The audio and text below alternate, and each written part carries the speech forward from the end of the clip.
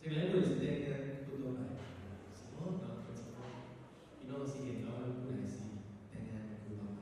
เป็นสิโมเนาะแต่เรื่องสองคนก็ยังได้อยู่เลยยังเป็นนะพี่น้องเป็นนักพนันเนาะที่ซ่อนหรือเปล่า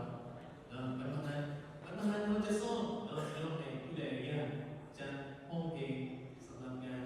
เต้นของลาตะวันเนาะให้พี่น้องมาห้องได้ให้พี่น้องมาห้องได้พี่น้องเขาจะมาเบิ่งบทธรรมของเจ้าเนาะก็อยากให้พวกเราเดินมาทบทวนกันสำหรับปีใหม่เนาะแล้วก็ทบทวนที่ผ่านมาแล้วกันพี่น้องเบิ่งอยู่ในภาพบรรยายซึ่งเป็นสิ่งที่เราเคยตลอดมาเนาะมาท่ายบทที่2ข้อที่37ถึงข้อ39ให้เราลึกขึ้นกันเนาะลึกขึ้นกันในปีใหม่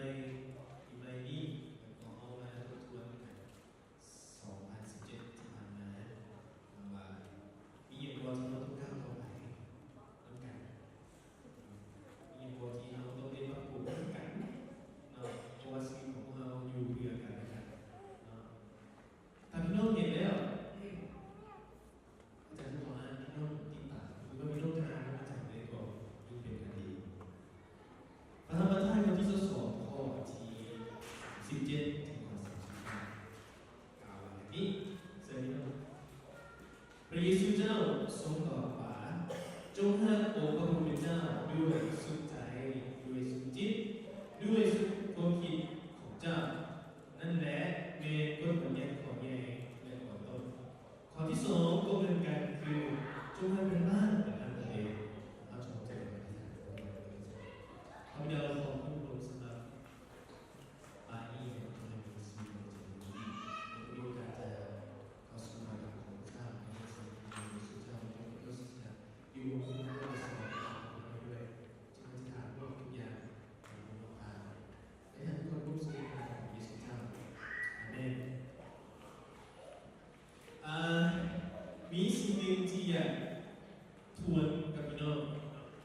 ก็คือเรื่องของความรัก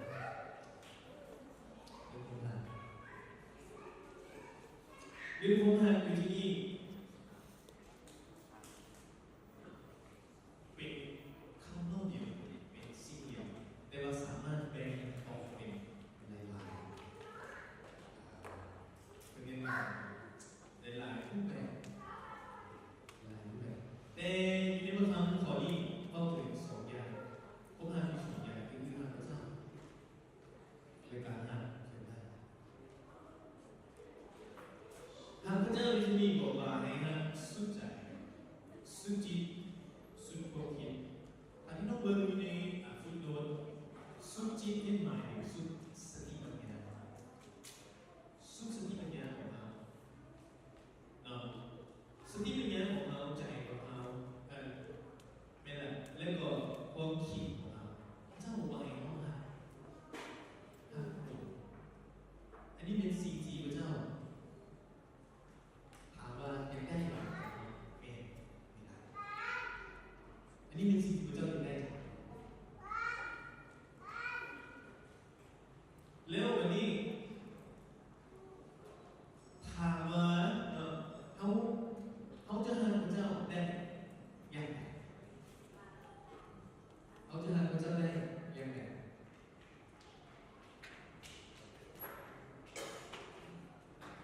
เขาจะหาพระเจ้าได้ยังไงอาจารย์จึงได้ว่าอาจารย์เคยถามคนหนุ่มเอาตอนที่ให้เป็นปี2017อาจารย์ถามว่าผู้ใดหาพระเจ้าทุกคนอยู่มือเห็นทุกคนอยู่และหาพระเจ้าพี่น้องทั้งหลายปันใดพี่น้องบอกว่าหักหลายอีกแล้วก็ถามว่าพี่น้องเห็นอย่างไร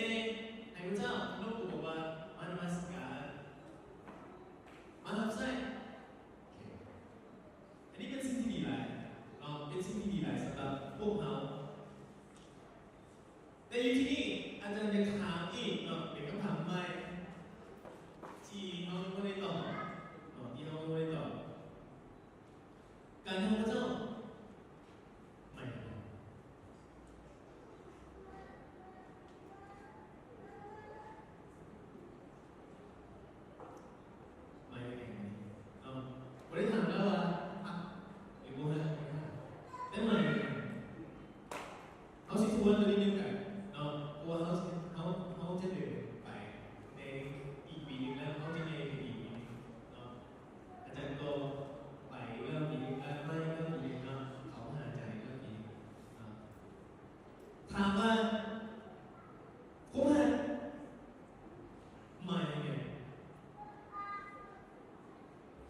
นี่ฮะพระเจ้าเนี่ยพระเจ้าเนี่ย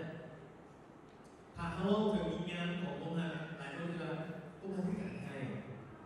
นะคือการเอาใจใส่องค์การที่การโยนฮะอีไฟนะไอ้แดงแต่มาอยู่ที่นี่เขากำลังเล่าถึงองค์การที่องค์การพระเจ้าพี่น้องคิดว่าไงเลย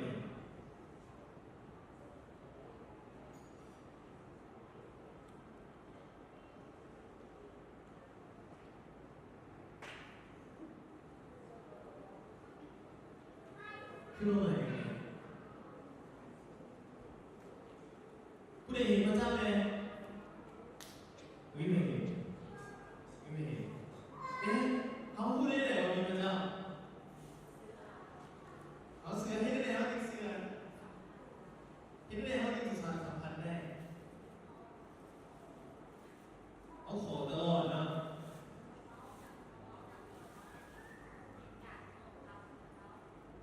เขาว่าพระเจ้าเขาที่ฐานติดกันต่อกับของพระเจ้าคำถามก็คือเขาเห็นพระเจ้าไม่เห็นพระเจ้า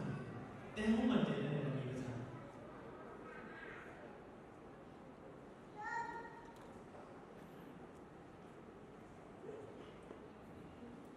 เขามั่นใจได้ว่ามีพระเจ้าเนี่ยต้องมีพระเจ้าเนี่ยเขามั่นใจได้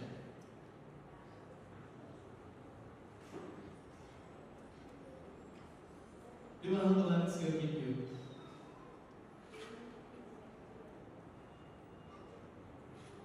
เห็นแต่รู้จักว่ามีพระเจ้าเนาะฮะเห็นแต่รู้จักว่ามีพระเจ้าฮะผ่านพระคำของพระเจ้าในนามถึงต้องผ่านพระคำของพระเจ้าเขาเห็นซึ่งวันนี้อาจารย์ถามขึ้นมาถามเขาผ่านพระเจ้าไม่เลย เชื่อฟัง เขาต้องทำเนี่ย ทำเป็นบ้านทำตัวเอง ทำเป็นนั่นทำตัวเองก็ที่เขาจะทำเป็นนั่นทำตัวเองเขาต้องทำอย่างก่อน เจ้ารู้สึกจิตใจ เขาต้องทำพระเจ้าเนาะแต่ว่าทำพระเจ้าหมายถึงในการทานเนี่ยการเชื่อฟังพระเจ้านะถูกต้องเชื่อฟังพระเจ้าแต่ว่าเขาจะเชื่อฟังพระเจ้าได้ยังไงเห็นไหมเขาจะปฏิบัติตามคำพระเจ้าได้ในพระเจ้าได้ว่าเขาเห็นพระเจ้าทุกคนเขาเห็นพระเจ้าถามว่าตุ่มๆทุกคนเขาเห็นพระเจ้าแต่เขารู้ว่ามีพระเจ้าเอาทุกคนมีพระเจ้ามาจากไหนผ่านเนี่ยผ่านพระคำของพระเจ้าผ่านเส้นเห็นไหมเขาสัมพันธ์พระเจ้าได้เขาต้องทำพระคำของพระเจ้าเหมือนเดิมเขาต้องทำพระคำของพระเจ้าแต่ขอแยกนะพอมันก็ดูเองเกิดเองนะแต่นะพระเจ้าบอกให้เขาทำด้วยสุดใจสุดจิตสุดโลกิเขาต้องทำพระคำของพระเจ้าถึงต้องให้เราซึ่งอาจารย์ที่ทานต่ออีกกว่านี้เนาะเขาพูดเลยนะว่าทำพระเจ้าเป็นต้องทำอย่างไรทำพระเจ้าเป็นต้องทำอย่างไรทำกระทำเนาะเขาต้องทำกระทำเส้นทำกระทำนี่แหละ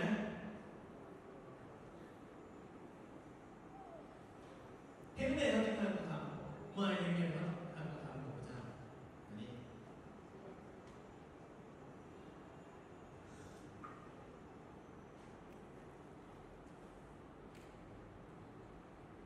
เมื่อกี้พี่น้องว่าอยู่เป็นไงฮะทำพระเจ้าเนาะทำพระคำทำพระคำนะทำพระคำหมายถึงทำพระเจ้านะทำพระคำหมายถึงทำพระเจ้าวันนี้อันใดที่ยั่งยืนว่าเขาอยู่ทำพระคำของพระเจ้าหรือทำพระเจ้าอันไหนที่ยั่งยืนที่จะยั่งยืนว่าเขาอยู่ทำแท้ๆหลายคนบอกว่าฮะเนาะอันไหนที่ยั่งยืนว่าทำ เชื่อฟัง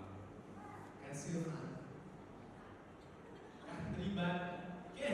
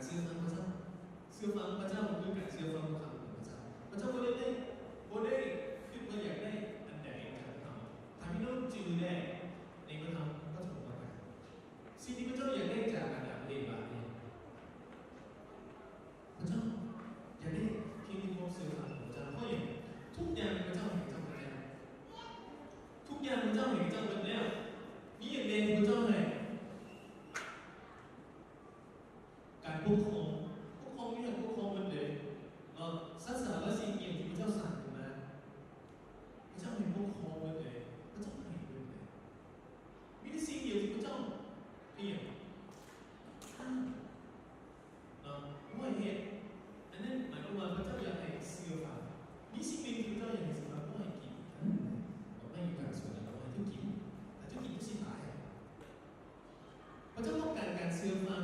ยากดีจากสองคนนี้พอพี่น้องมาเดินพี่น้องก็ไปเดินข้างๆพี่น้องไปหาเดินสิ่งที่พระเจ้า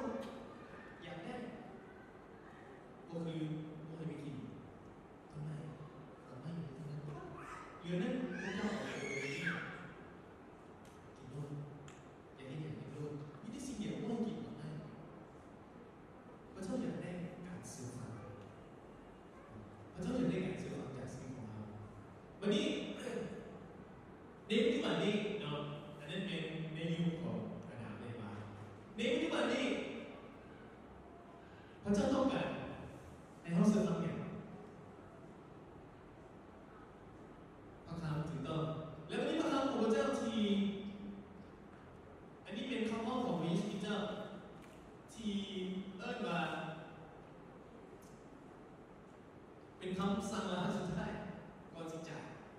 มีอย่างเรื่องจริงแน่โอ้วิสานสาโลเนาะเอาสิ่งที่เกิดหัวใจของพระเจ้าทำให้ลูกจริงได้ถ้าผู้ใดได้มีโอกาสเข้าองค์ถ้าผู้ใดมีโอกาสเข้าองค์แล้วนะถ้าผู้ใดยังไม่ได้มีโอกาสที่จะปีนี้เพิ่นจะเปิดอีกปีนี้เพิ่นจะเปิดอีกในวัยนี้สำหรับการอบรมการศึกษาหัวใจของพระเจ้ามีทุกอย่างนั้นเลยใครยินนะไม่ยังไงขยายสัญญาสิ่งของเจ้าอันที่สองนำมนุษย์กลับคืนบ้านของพระเจ้าโอเคอันนี้ถามว่าเป็นหัวใจของปีกายนี้หรือของปีนี้เป็นหัวใจของพระเจ้าของปีกายนี้หรือของปีนี้ของตั้งแต่ที่พระเจ้าสร้างโลกมาของตั้งแต่ที่พระเจ้าสร้างโลกมาได้ฟังดีๆได้วันนี้เอาสิ่งข่าวสู่ช่วงที่เรากำลังเอวาลูเอตัวเองเนาะหมายความว่าเขากำลังจะสำรวจตัวเองพระเจ้าต้องการให้เขาขยายสัญญาสีของพระเจ้าและก็นำคนทุกหลายกลับคืนบ้านพระเจ้าเนาะแล้ววันนี้ถ้าพี่น้องจื่อได้ไหมครับมาท้ายบทที่4ข้อ14เอิ้นว่าอย่างไม่อย่างของพระเจ้านิมิตสวรรค์เป็นการก็คือเนี่ยนิมิตสวรรค์ก็คือเนี่ยประกาศข่าวประเสริฐของราชอาณาจักรสวรรค์เนาะอันนี้เป็นสิ่งที่พระเจ้าอยากให้เห็นอันที่สองเนี่ยเป้าหมายสำคัญเนี่ยสร้างสาวกมีสองอย่างนี้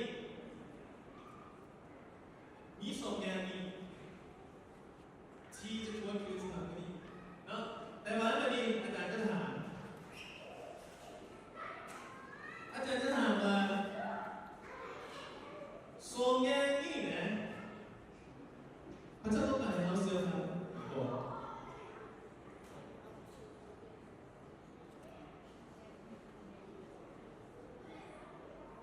เอาทั้งหลังสิไทยในสองอย่างที่พระเจ้าต้องการให้เราเสื่อมฟังอยู่บอก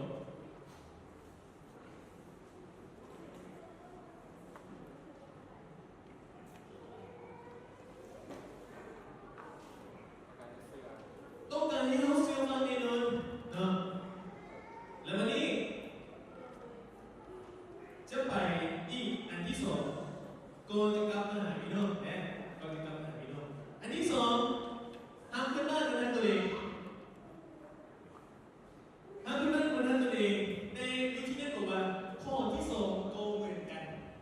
ข้อที่สองโตเหมือนกันข้อ38ห้ามขึ้นบ้านกันตัวเองอาจารย์จะถามมาสิ่งที่สำคัญที่สุดของพี่น้องเนี่ยในชีวิตของพี่น้องเนี่ยผู้ใดผู้หนึ่งต้องมีอันไหนที่สำคัญที่สุดในชีวิตผู้ใดที่ต่างกันขึ้นมาจากอาจารย์พูดว่าข้อมันของเราต่างกันข้อต้องการของเราต่างกันข้อที่ของเราต่างกันอาจารย์เลยถามว่าไม่เกี่ยวสำคัญที่สุดในชีวิตของเรา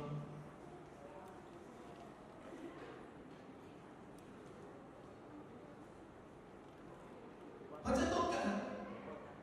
ผมถามนะผมถามแบบไหน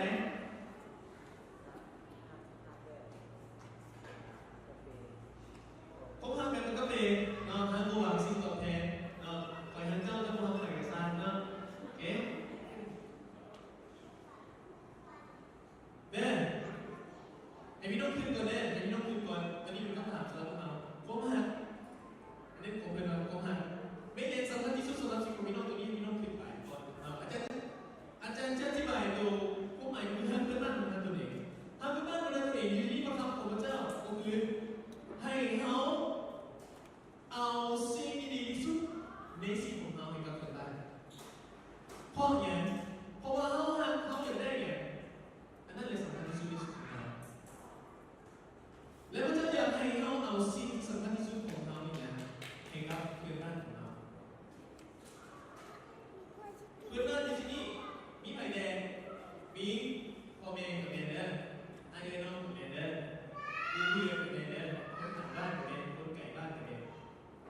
นี้เป็นพื้นบ้านของเรา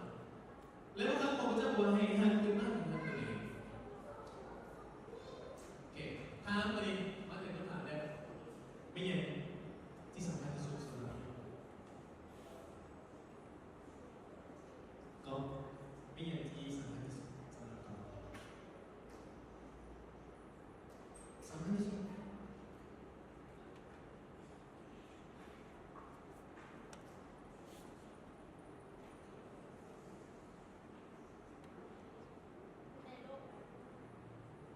แล้วแต่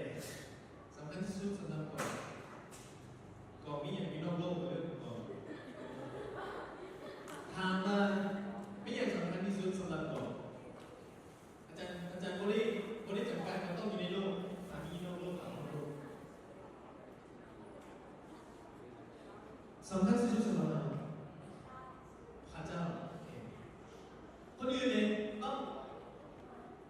ไม่อย่างสำคัญที่สุดสำหรับเรา พระเจ้าองค์ไหนองค์เดียวผู้ใดล่ะเยซูคริสต์เจ้าโนราเป็นเอียนสำคัญที่สุดสำหรับโนรา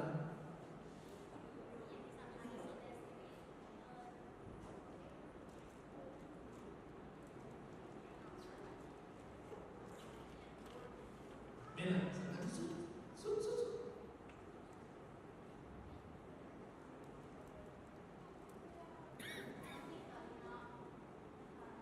ทำอะไรก็ได้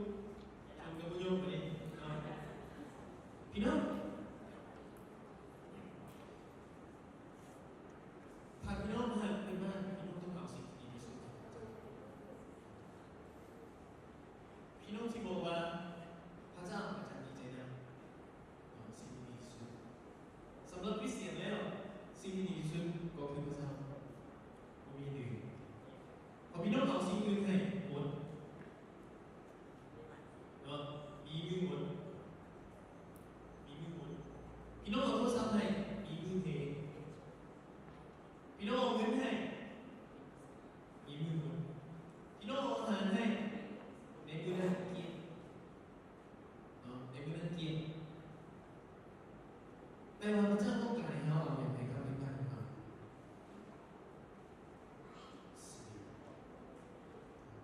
พี่น้องทุกนี่คือ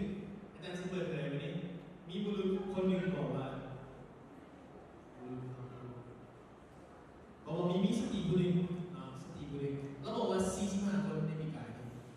สำหรับเราได้แบ่งปันสิ่งดีสุดของเราคือความเสื่อ45คนเสื้อเกี่ยวแล้วบอกว่า45มีบุรุษคนหนึ่งบอกว่า3คนสติบุรุษ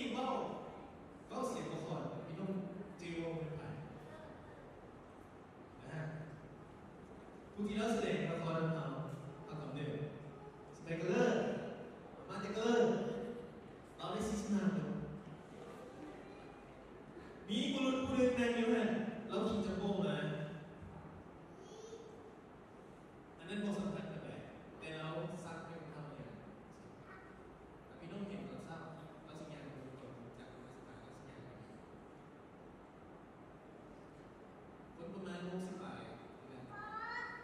เราได้3คนพี่น้องแล้วเราเนี่ย2018พี่น้องเอาต้องไปคืนใหม่เขาได้เอาสิ่งที่ดีที่สุดของเราให้ดูนะครับของเราอยู่ในบ้านเราได้ไหมแต่พี่น้องทำพระเจ้าไหนอันนี้เป็นก็เป็นเยซูของที่พระเจ้าต้องการ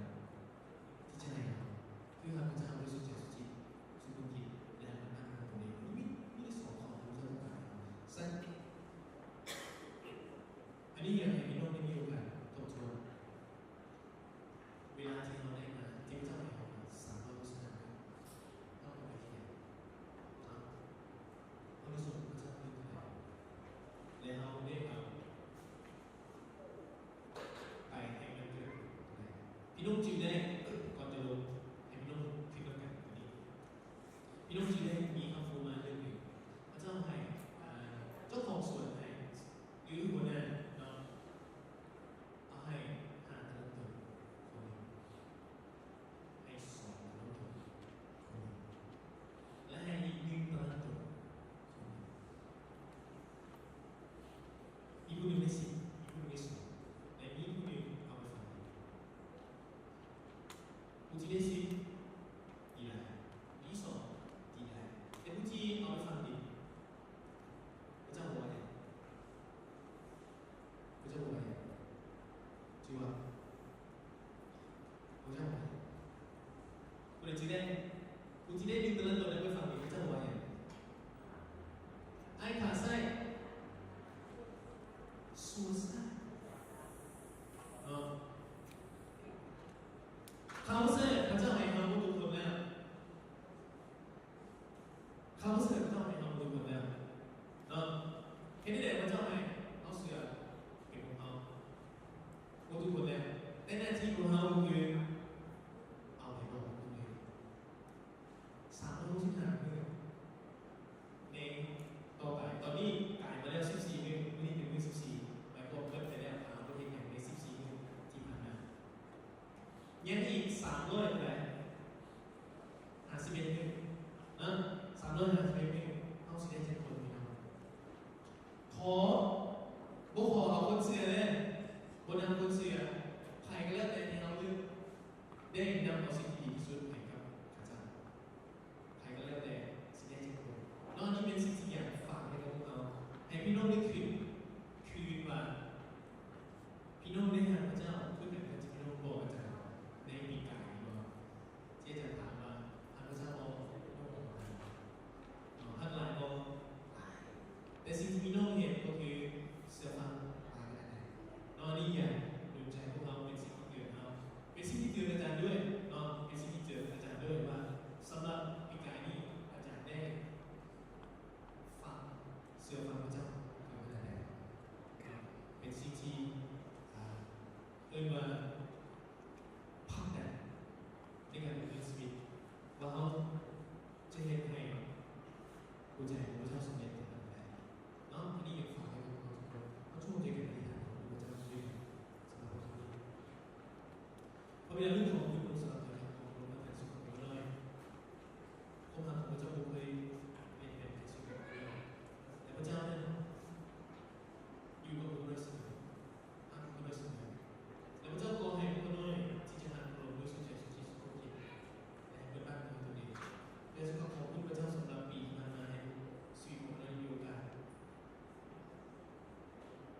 ได้นำเอาสิ่ง